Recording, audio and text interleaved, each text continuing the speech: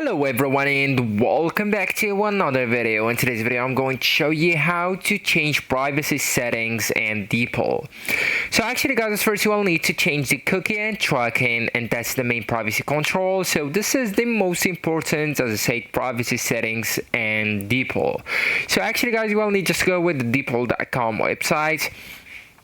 And then just go ahead and click on the profile picture that's located at the top right of the screen. It's next to start free trial if you haven't yet, okay? And then go ahead and click on account. So first things first guys, you will need to have a subscription plan, so you will be able to see the privacy settings or the cookie settings option just right here, okay?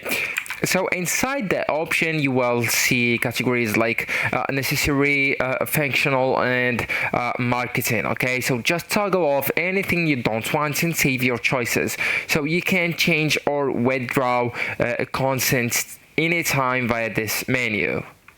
And also you will need to understand how your data is used, and that very important, okay? So DeepL privacy depends on which version you use. So for the free version that I'm using right here, it's your text may be temporarily processed and used to improve AI, okay? For the DeepL Pro or the paid version, the battery privacy, or you will get a better privacy, so like texts are not used for training, okay?